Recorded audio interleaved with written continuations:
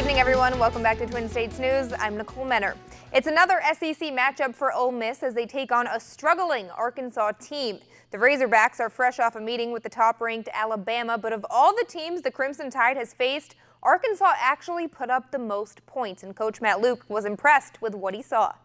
Yeah, I think they're trying to settle in. They've settled in on a quarterback, and using Story as their starter, and then having a package for Cole Kelly. So I think they've kind of settled into that. They did a really good job with shifts and motions last week. I thought they did an outstanding job.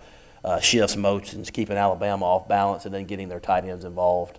They did a good job with some screens to slow the pass rush down and things like that. So I think they are kind of settling into who they are, but I think they did an outstanding job last week. In an era with quarterbacks like Tom Brady, Peyton Manning, and Aaron Rodgers, there's one guy who's often overlooked. But last night, that guy once again solidified himself in the NFL record books, proving that he should be considered as one of the greatest quarterbacks of all time. If you haven't guessed it by now, that guy is Drew Brees. On Monday Night Football between the Saints and Redskins, Brees surpassed Brett Favre and Peyton Manning to become the most prolific passer in NFL history. And he couldn't have asked for a better way to break the record. It came in the second quarter on a 62-yard touchdown pass to Traquan Smith. At the time, Brees needed just 35 more passing yards to break the all-time record set by Peyton Manning, and he got that and then some. He did so at the Superdome in front of his family and fans, and as his team topped the Redskins 43-19, taking sole possession of the NFC South. I don't think it could have happened in any better fashion than it did, and to have then that moment with my teammates on the field, the offensive line, I mean, it played out even greater than I ever could have imagined. Being able to see him, how he's worked so hard every single day. I've been with him for my 8th season now, and he hasn't changed one bit. He's still doing his routine with his shoulders. He's doing his thing, going through his reads, checking the ball down, and he deserves all the success that he's had, all the success that he will continue to have. It's just a blessing to be a part.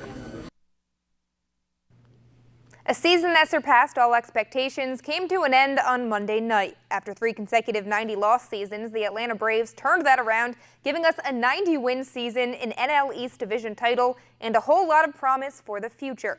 The Baby Braves, as they were pegged all season long, emerged as one of the most exciting teams to watch in Major League Baseball. Between Ronald Acuna Jr. in his sensational rookie season to an all-star season from the guy who's been there from the very beginning in Freddie Freeman, this team made baseball fun again in Atlanta, and it's no question that this has been a learning experience that will more than benefit them for next season. But for now, the team is left to reflect on a year that maybe came a little bit too early and start getting ready for year 2 of the Baby Braves era. It was a great ride. It was surpassed everybody's expectations. It's sad. I mean, we got this far, and after winning a game last night, kind of thought, well, maybe we can pull this off. But they never quit. They never stopped fighting all year. It was an unbelievable group to be around. I'm honored to have had the privilege to manage all those guys. I mean, from the get-go, it's a great group of guys. And it was a lot of fun being with him for the last 7 months. And Brian Snitker has been with the Braves organization throughout his entire career. So you can just imagine how much this season meant to him. It probably, yes. Finally to have something to be proud of. Yeah. And they'll I mean, he's no Bobby Cox, but he did pretty good this year with the kiddos.